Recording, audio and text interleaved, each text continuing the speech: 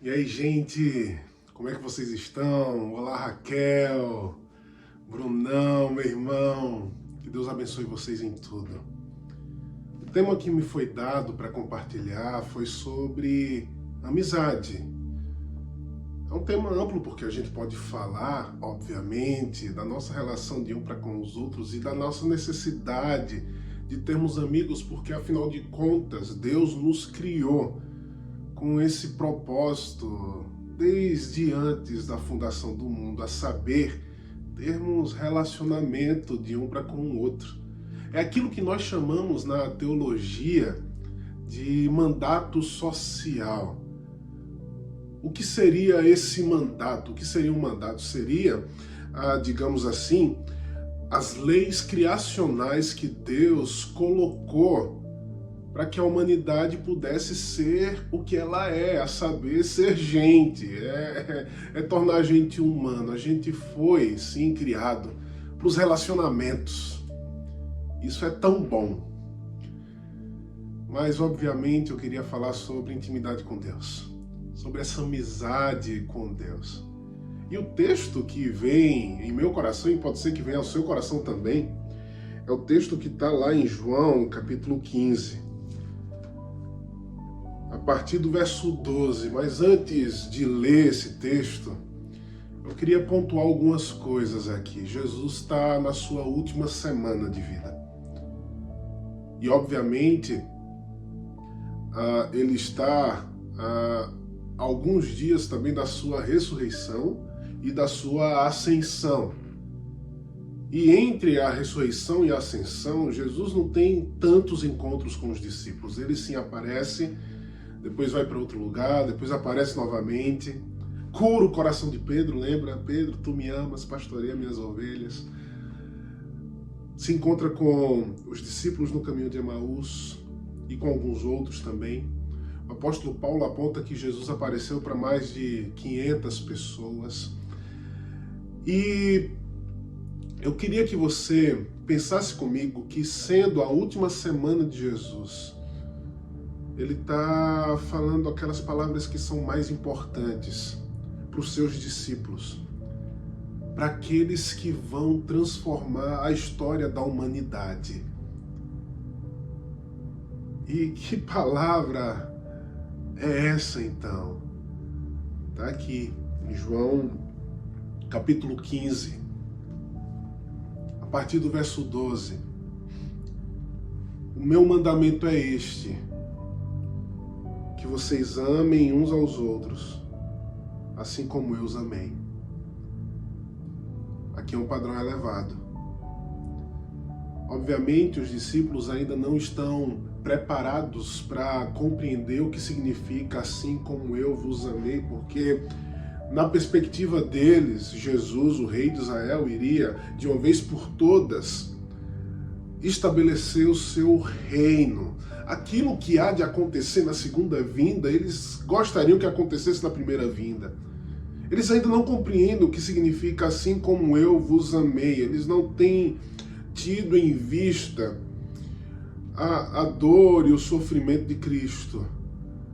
Eles não viram ainda, eles não experimentaram desse sofrimento de ver o seu mestre sendo crucificado em favor deles. É um padrão elevadíssimo. Eu quero que vocês amem uns aos outros, assim como eu vos amei. Mas o que é que isso tem a ver com amizade com Deus, Renan? Vamos lá, vamos continuar. Ninguém tem maior amor do que este, de alguém dar a própria vida pelos seus amigos. Vocês são meus amigos se fazem o que eu lhes ordeno. Já não chamo vocês de servos, porque o servo não sabe o que o seu senhor faz, mas tenho chamado vocês de amigos, porque tudo que eu ouvi de meu Pai eu lhes dei a conhecer. Aqui Jesus ele já estabelece que o que ele deseja de nós não é necessariamente atribuições e tarefas que nós fazemos no automático, no nosso dia a dia, na nossa busca por Deus. Não é necessariamente a você ter aquela conduta disciplinar de leitura de oração, de leitura da Bíblia, de oração, de jejum, mas sem intimidade com Deus.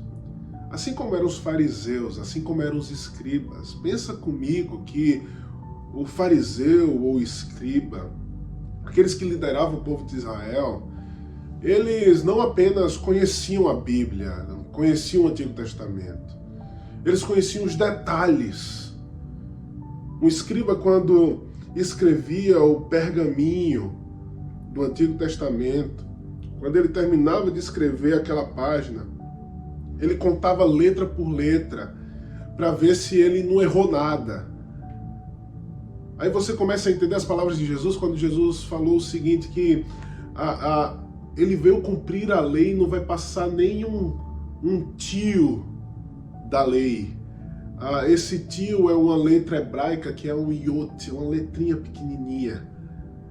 Então quando ele fala isso, ele está se lembrando dos escribas que, ao escreverem a Bíblia, eles contavam letra por letra, eles sabem cada detalhe.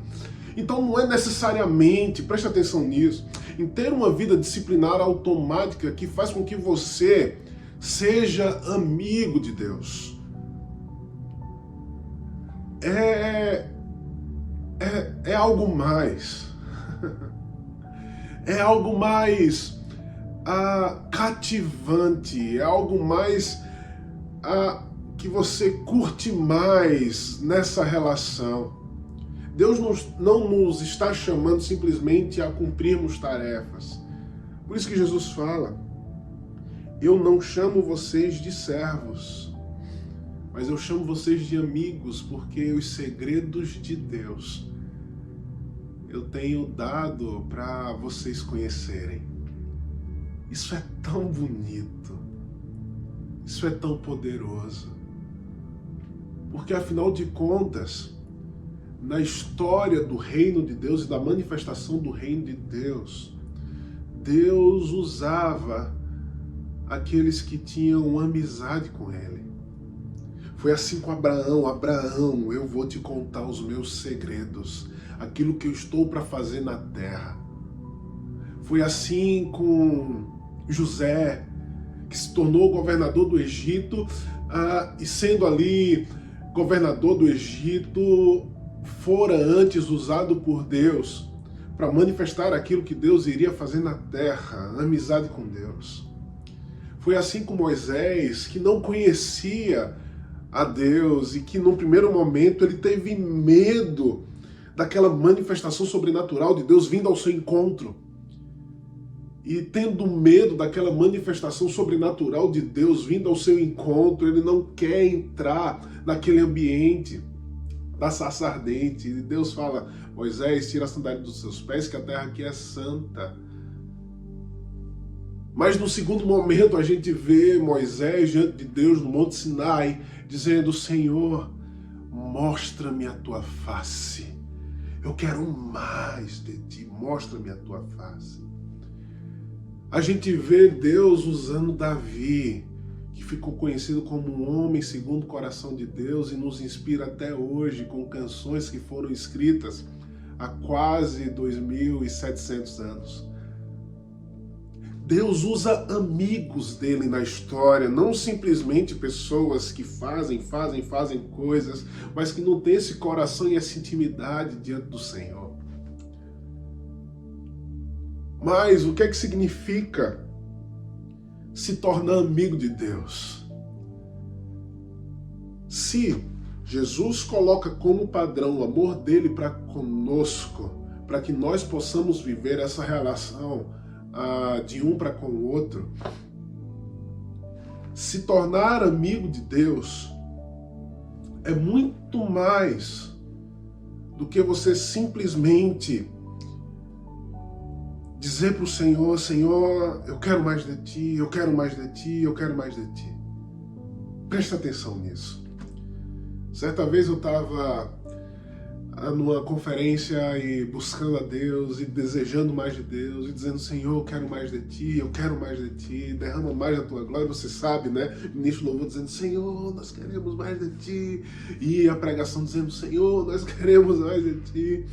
E aí o Espírito Santo falou comigo, o Espírito Santo falou assim: Renan, eu já tenho dado tudo de mim para o meu povo.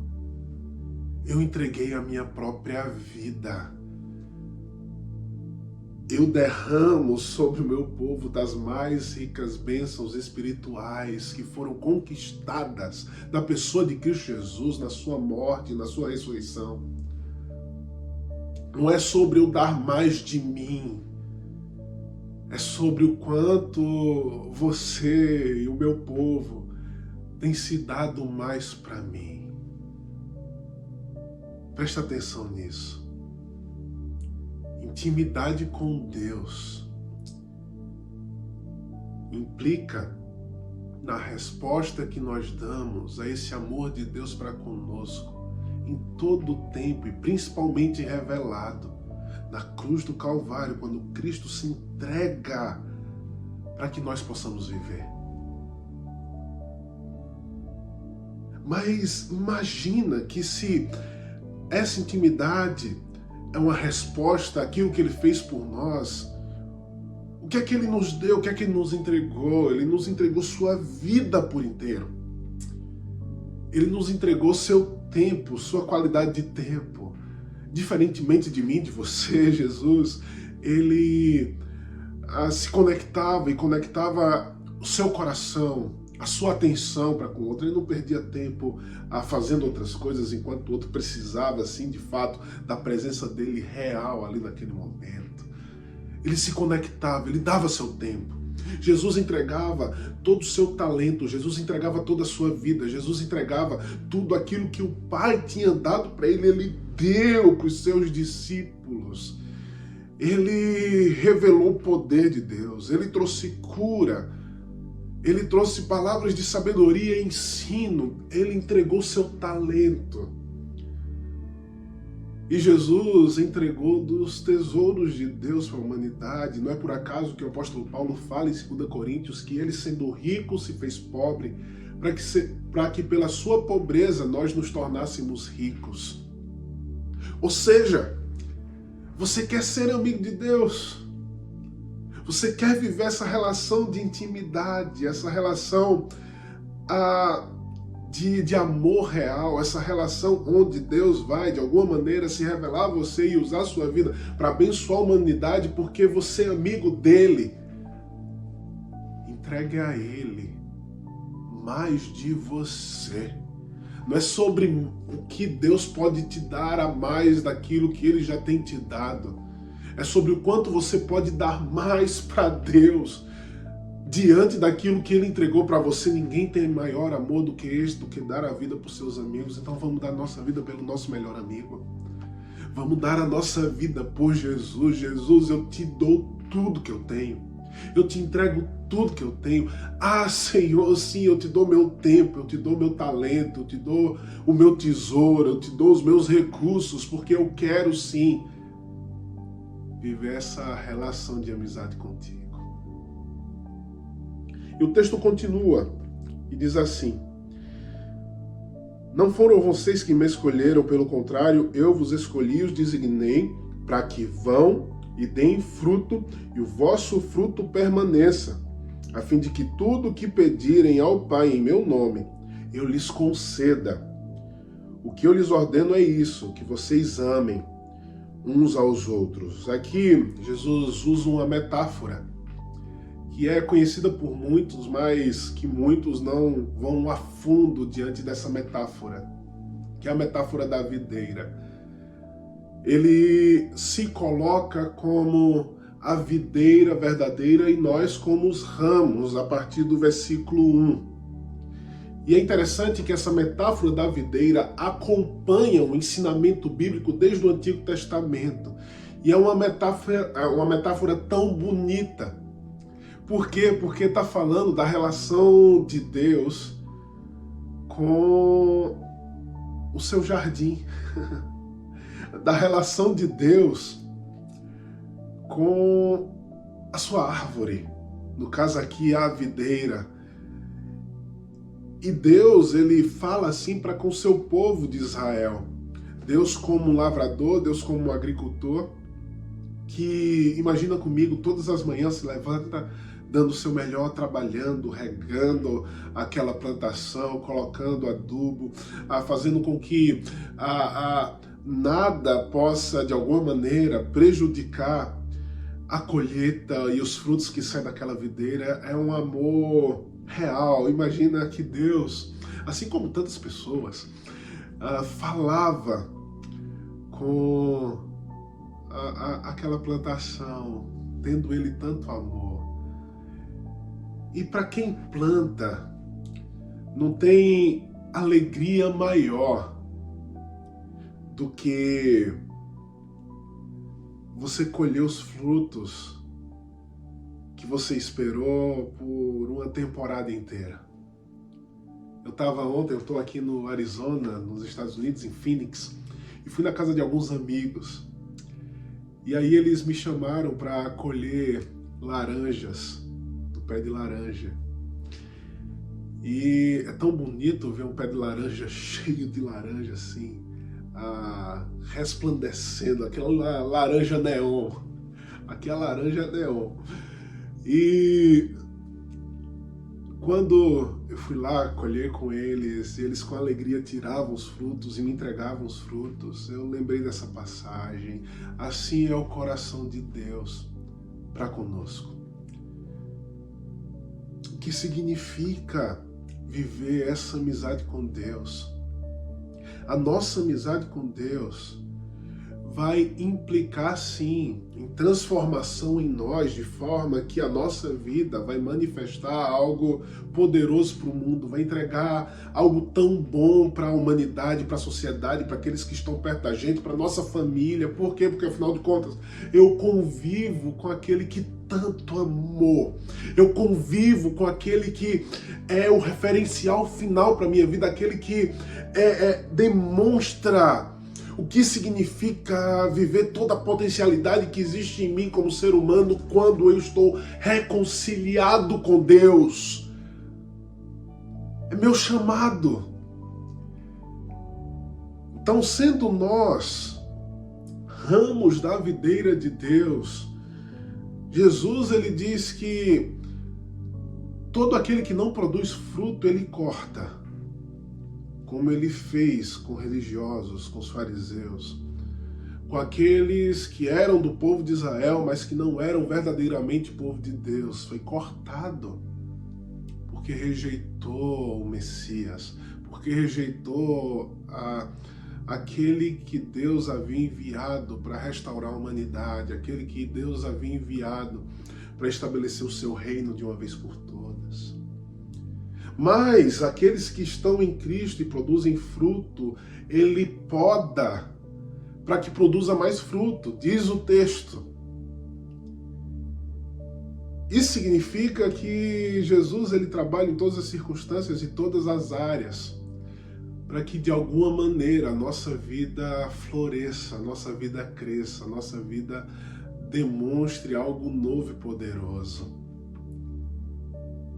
Jesus, sendo seu amigo, ele tem podado você. Uma outra figura que obviamente estava na mente de Jesus é a figura de amizade descrita lá em Provérbios.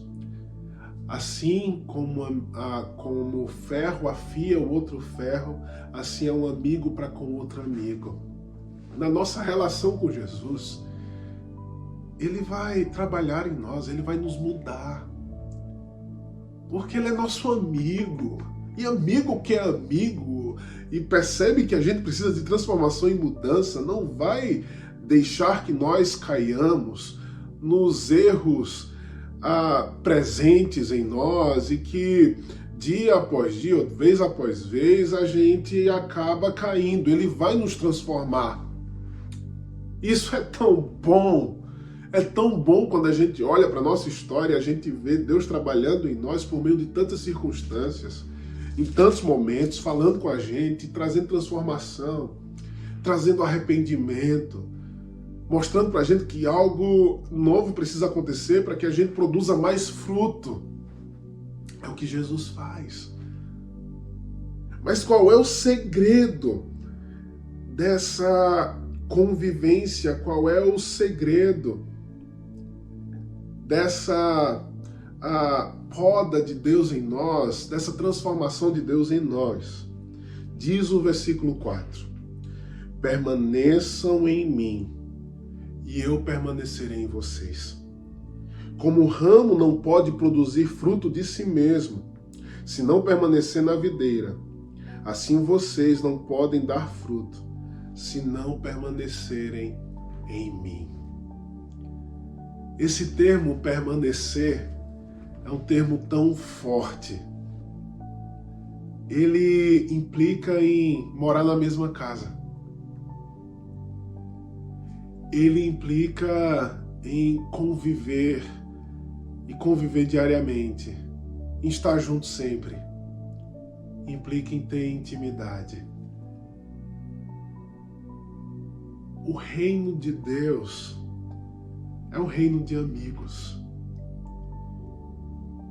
E para que a nossa vida seja de fato moldada por Cristo Jesus,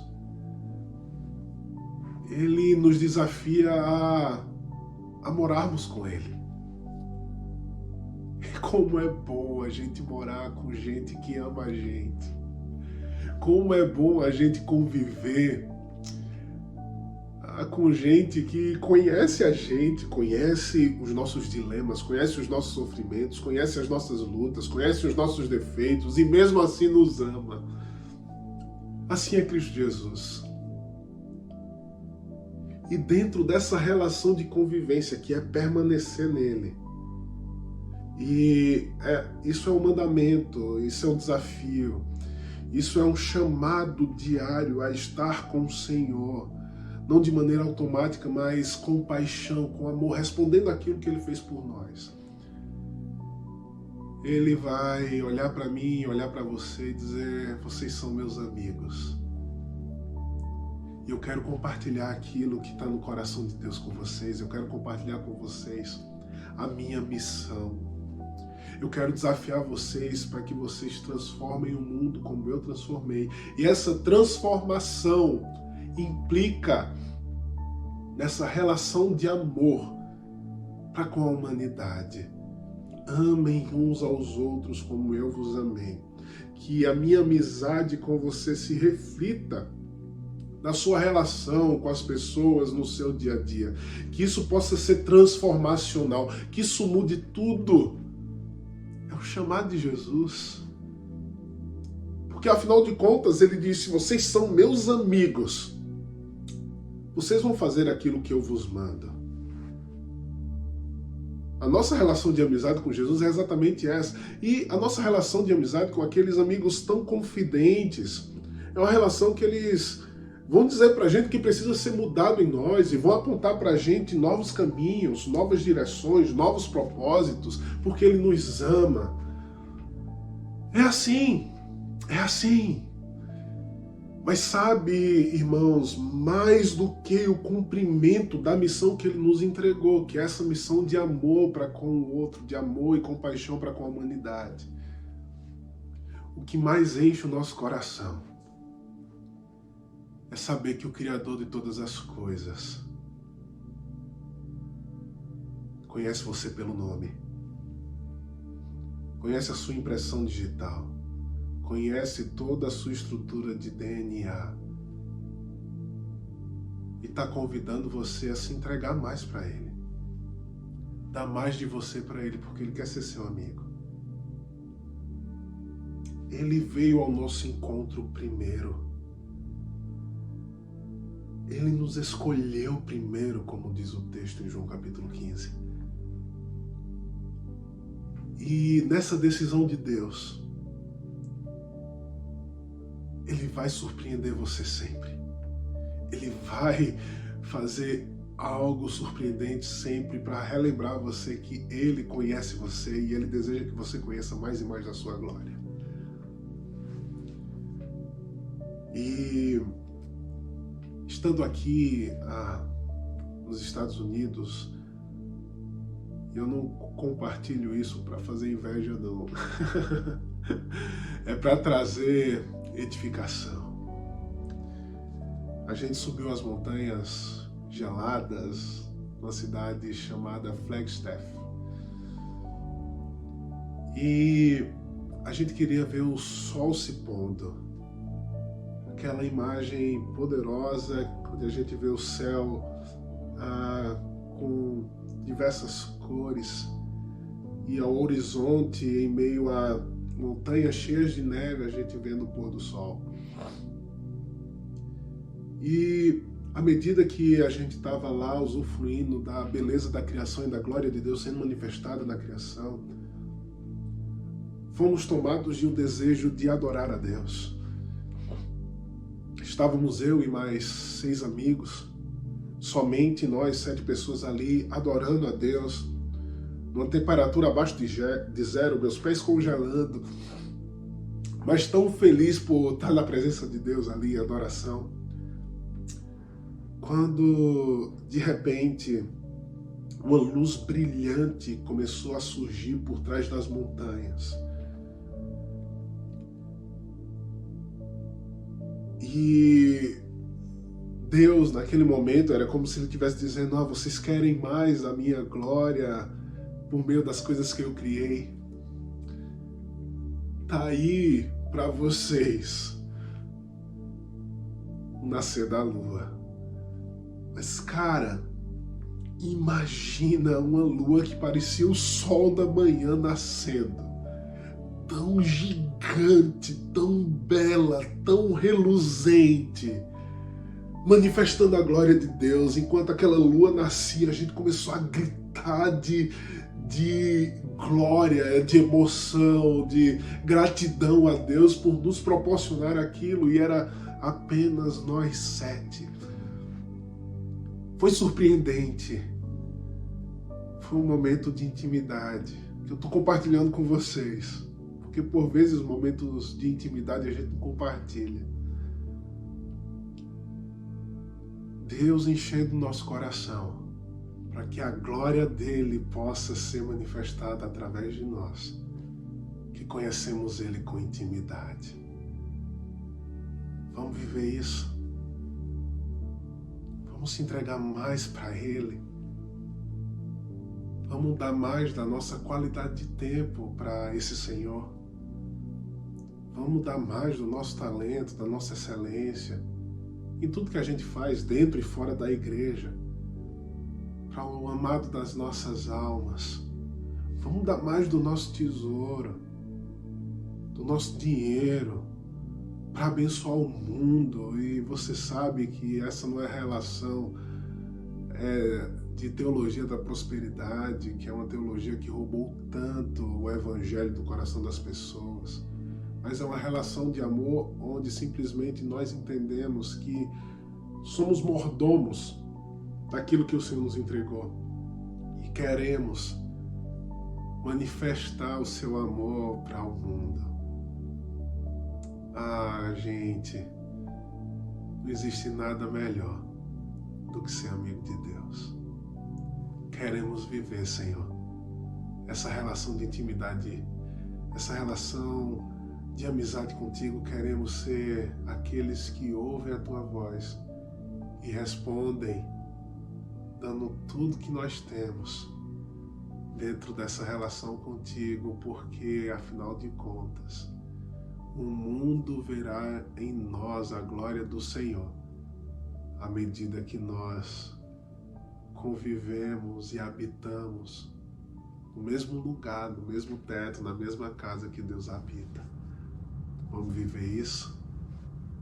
Bruno, a palavra está com você.